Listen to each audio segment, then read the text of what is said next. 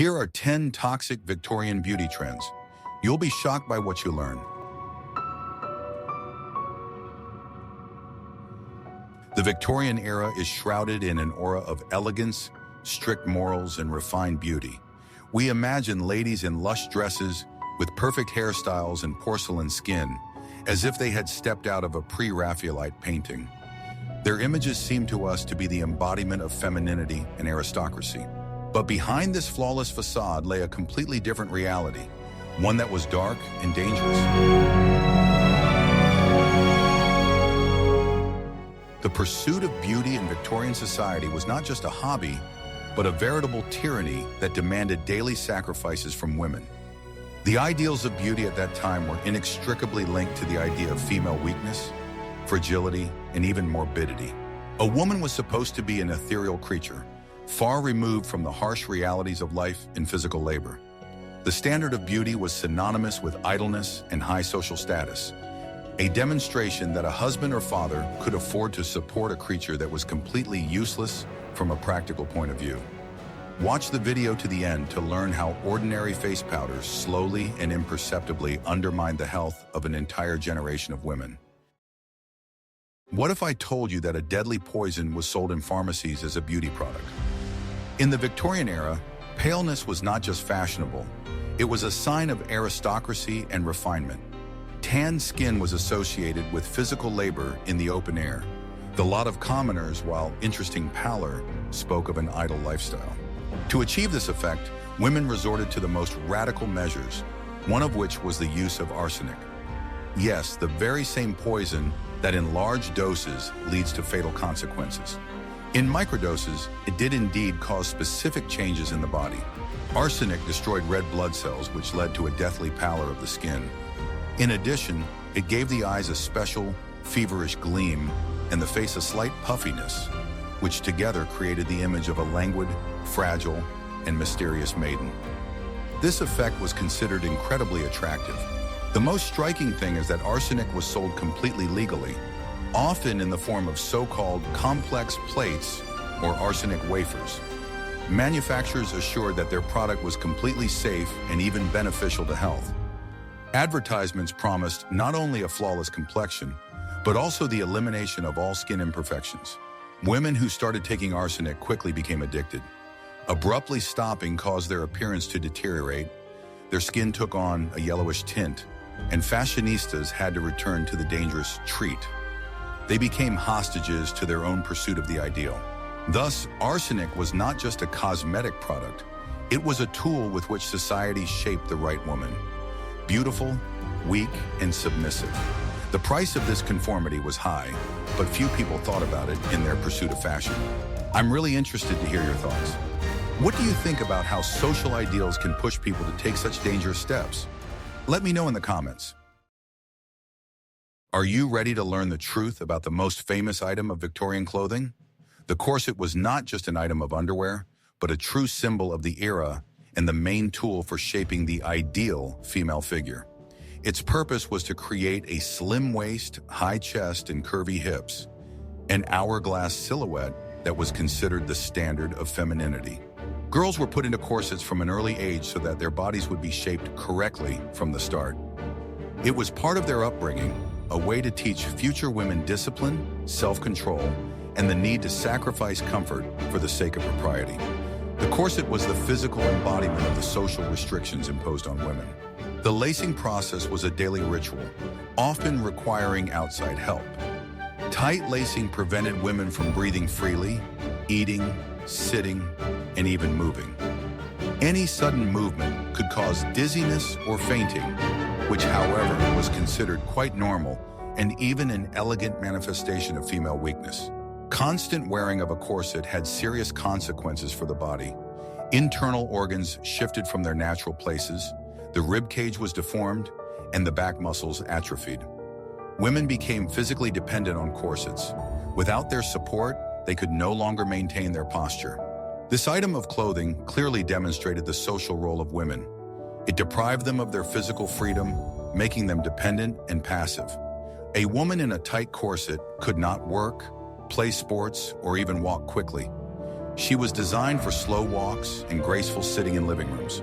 Despite the obvious harm, refusing to wear a corset was unthinkable for a respectable woman. It would have been perceived as a challenge to society, a demonstration of licentiousness and bad taste. Fashion was the law, which had to be obeyed unquestioningly. Thus, the corset was much more than just clothing. It was an instrument of social control, the physical embodiment of the oppressed position of women, deprived of the right to their own bodies, comfort, and freedom.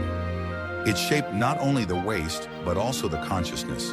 But while the corset changed the figure from the outside, the next trend destroyed women from the inside, using the most fashionable color of the era. Watch the video before the next chapter to find out how an ordinary dress could cause serious illness. What I am about to show you was deadly fashionable in the truest sense of the word. In the mid-19th century, a new, incredibly bright and saturated shade of green came into fashion. It was called Paris green or Chialet emerald green, and instantly gained popularity among fashionistas.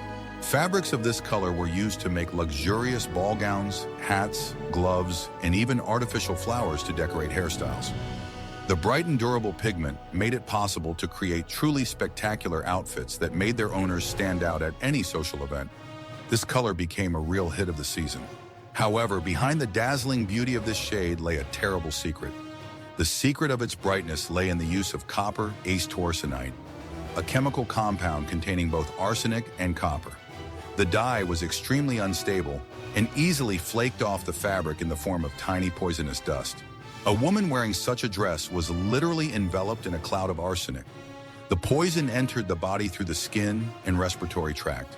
Fashionistas complained of nausea, headaches, skin irritation, and breathing problems. Unaware of the true cause of their ailments, not only the women themselves were at risk, but also everyone around them.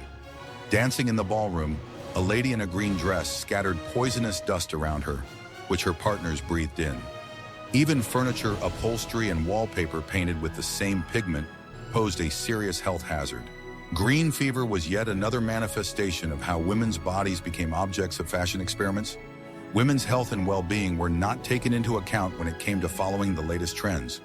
The main thing was to make an impression, even if the price of that impression was exorbitantly high. Ultimately, after a series of high-profile incidents and an active press campaign, the use of arsenic dyes was gradually abandoned. But this trend has gone down in history as one of the darkest and most instructive chapters in Victorian fashion. It showed how beautiful and dangerous an illusion can be. What if I told you that women voluntarily deprived themselves of their sight in order to achieve a fashionable look? The Victorian ideal of beauty required women to have not only pale skin and a slim waist, but also a special look, languid, mysterious, and wide-eyed. It was believed that large, dark pupils gave the face an innocent and dreamy expression. To achieve this effect, fashionistas used eye drops containing belladonna extract. This plant has been known since ancient times for its toxic properties. Its name, which translates from Italian as beautiful woman, speaks for itself. The atropine contained in belladonna causes paralysis of the eye muscles, leading to severe pupil dilation. The effect was instantaneous and impressive.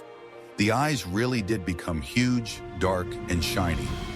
The gaze acquired the very depth and expressiveness that poets sang about. However, there was a downside to this cosmetic trick.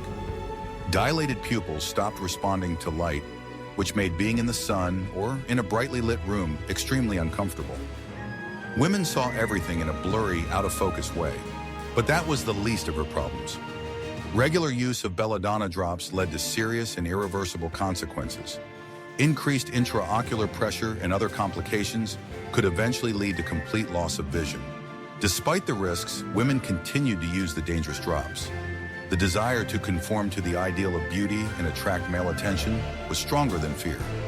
Blurred vision and discomfort were considered a small price to pay for the admiring glances of suitors.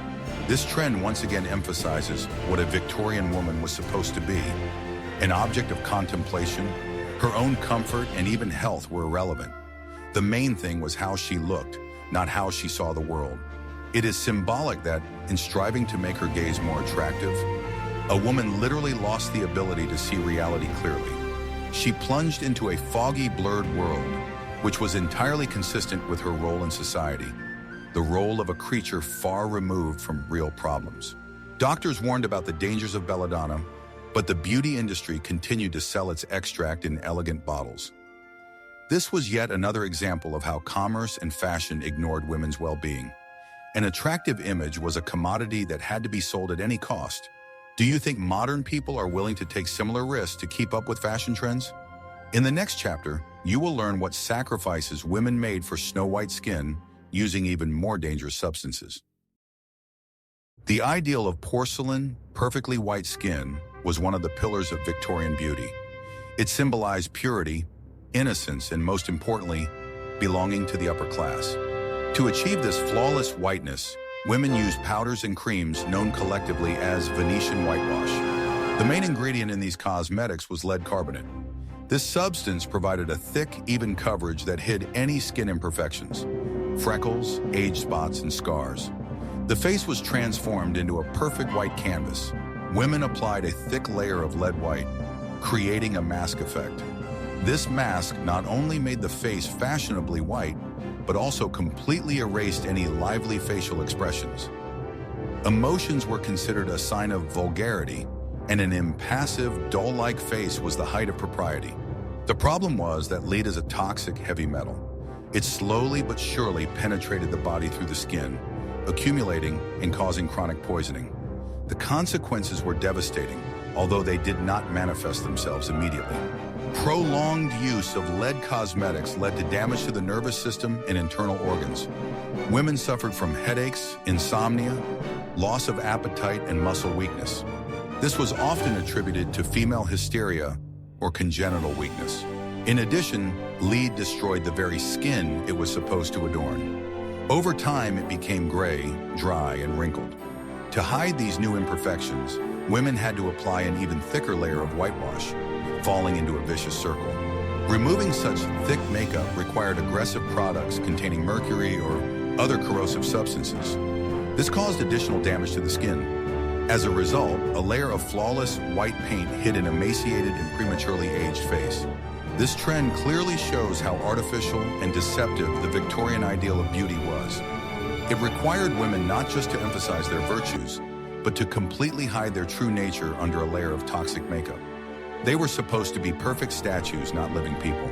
Society demanded that women be perfect pictures, works of art. No one was interested in what was hidden behind this picture or the price at which it was created.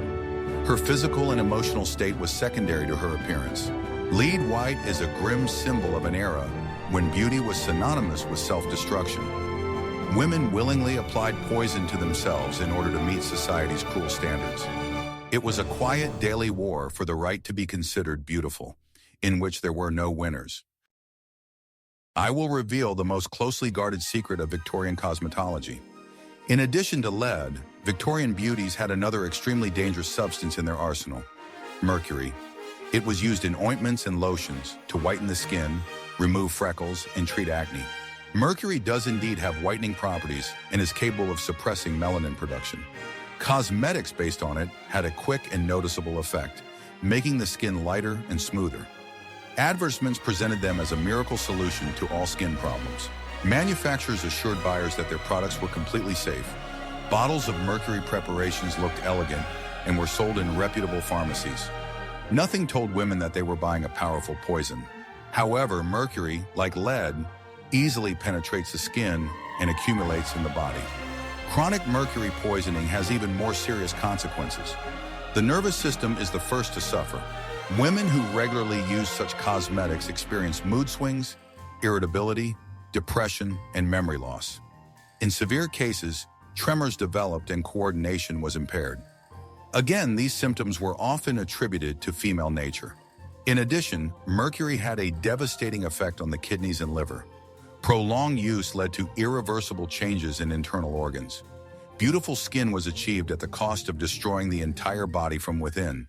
The pursuit of the ideal was so strong that women were willing to turn a blind eye to obvious signs of illness. They believed advertising and fashion magazines more than their own feelings. Public approval was more important than personal well-being. This trend once again shows how vulnerable women were in Victorian society. They were not only victims of fashion, but also victims of unscrupulous manufacturers who profited from their desire to be beautiful. The lack of regulation in the cosmetics industry allowed them to sell toxic compounds with impunity. Women were completely deprived of reliable information. Their health was in the hands of merchants and fashion dictators. They were merely consumers who had to buy what they were offered without asking unnecessary questions. Have you ever encountered dubious cosmetics promising instant results? In the next chapter, we will talk about how the pursuit of volume and shape in clothing led to tragedy. In the middle of the Victorian era, a new design replaced the numerous petticoats, the crinoline. It was a frame made of steel hoops or whalebone that created a huge bell-shaped silhouette of the skirt. The crinoline allowed for incredible volume, which was considered the height of elegance. Dresses with crinolines were impressive, but extremely impractical.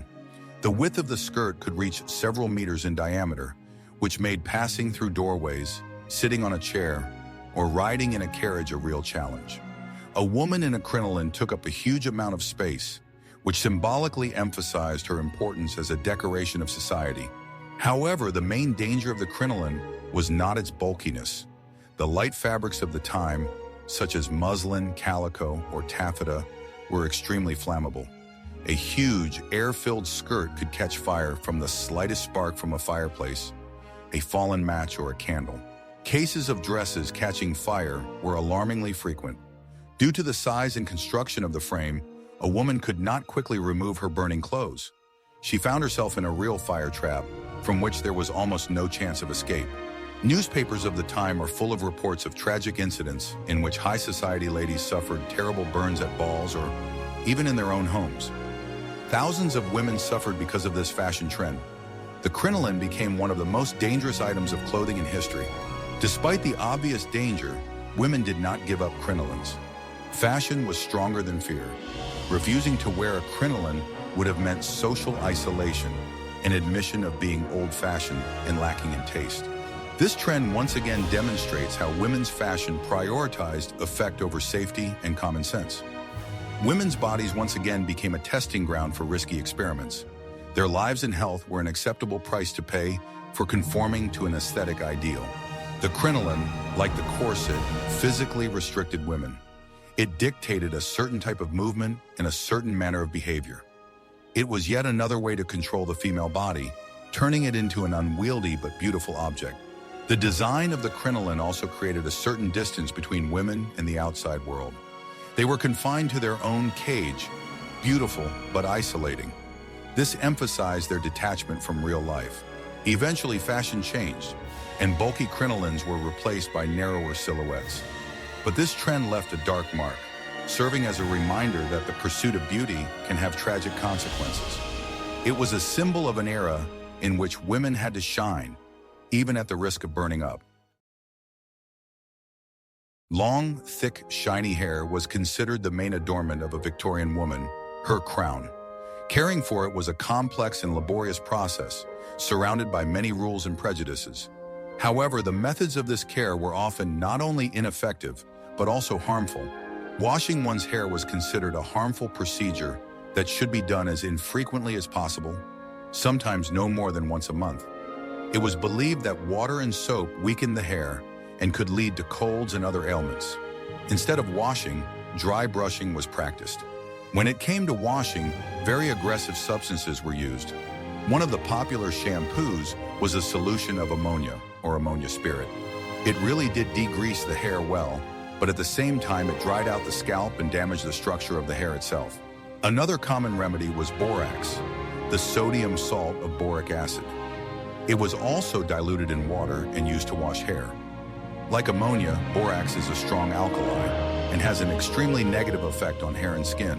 After such aggressive cleansing, hair became dull and brittle. To give it shine, various oils and pomades were used, often with a very thick and greasy texture. This created a vicious circle. Greasy styling products required aggressive cleansing, which in turn damaged the hair. In addition, there were many dubious recipes for hair growth and strengthening. They could contain the most unexpected ingredients, the effectiveness and safety of which had not been tested by anyone. Women trusted the advice from magazines and grandmothers' remedies, risking the health of their hair. The complex hairstyles that were in fashion also did not contribute to hair health. Tight buns, braids, and the use of hot curling irons led to damage and hair loss. But beauty demanded precisely such hairstyles. This aspect of Victorian life shows how far the ideas of people at that time were from modern concepts of hygiene and care. It also demonstrates how strongly the desire to conform to the ideal forced women to resort to strange and potentially harmful procedures. Hair was an important part of a woman's identity, a symbol of her femininity and attractiveness. Therefore, women were willing to do anything to preserve and enhance this asset, even if the methods chosen were questionable. They became hostages to yet another standard of beauty. Thus, even in such a seemingly harmless area as hair care, we see the same trends at work. Women had to sacrifice their comfort and health in order to conform to the image imposed on them by society and fashion. Although hair dyeing was not as widespread as it is today, it did exist in the Victorian era. Women sought to hide gray hair or give their hair a more fashionable and saturated shade. However, the compositions of the first chemical dyes were far from safe. Many early hair dyes contained heavy metal salts, such as lead or silver. These substances reacted with the sulfur in the hair to create a dark pigment. The effect was long-lasting but extremely harmful to health. As with facial cosmetics, toxic metals from the dye could penetrate the scalp and enter the bloodstream. This led to gradual poisoning of the body with all the ensuing consequences.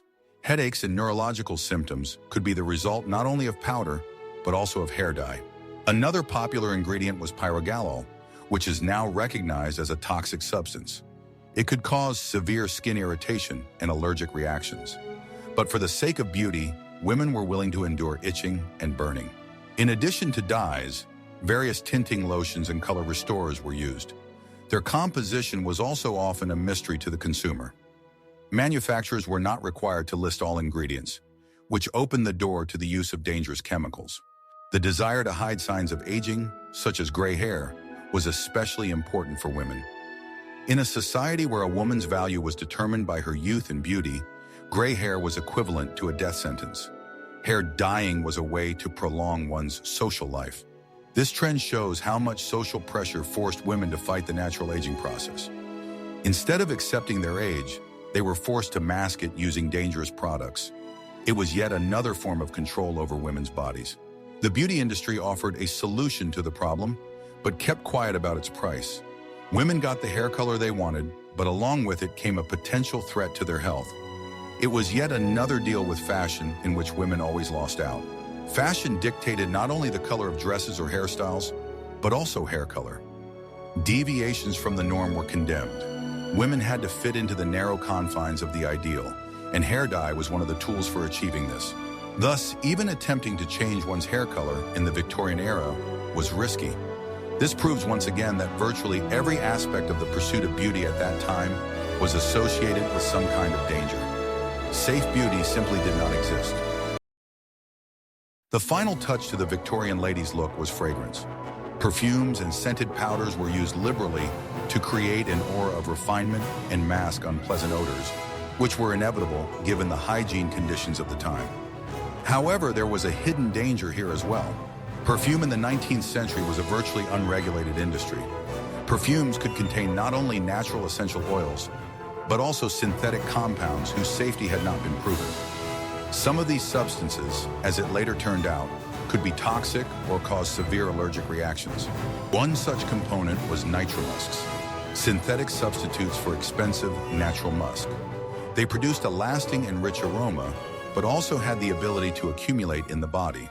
Today, their use is strictly limited due to their potential harm. In addition, substances that are now recognized as dangerous could be used as fragrance fixatives.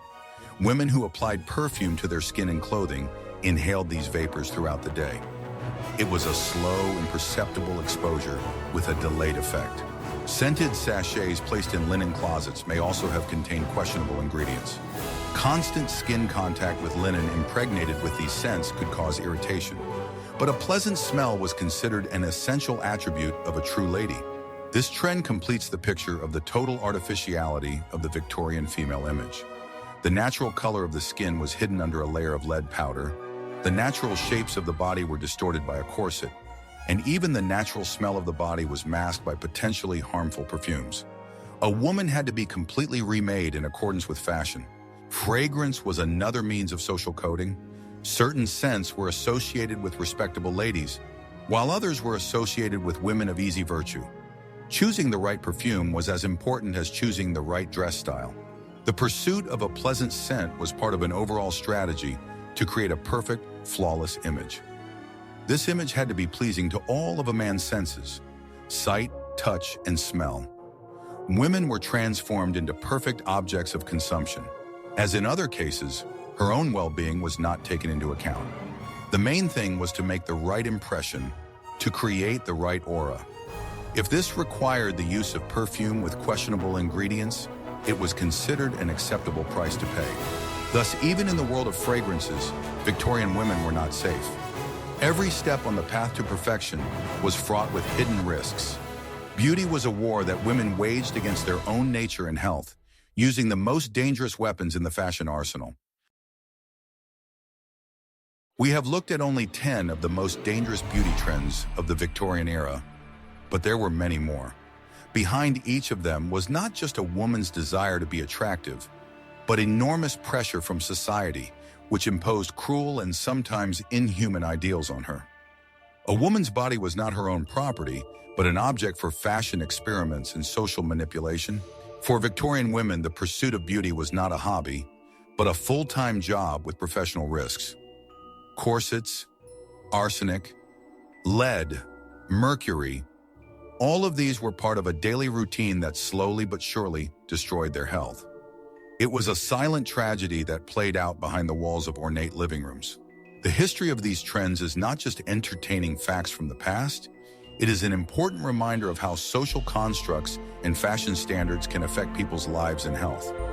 It teaches us to be critical of the ideals imposed on us by society and to value health and individuality above fleeting trends. Which modern beauty trends do you find potentially dangerous or strange? Suggest topics for future videos you would like to see on our channel in the comments. And don't forget to subscribe so you don't miss out on new research into the mysteries of the past.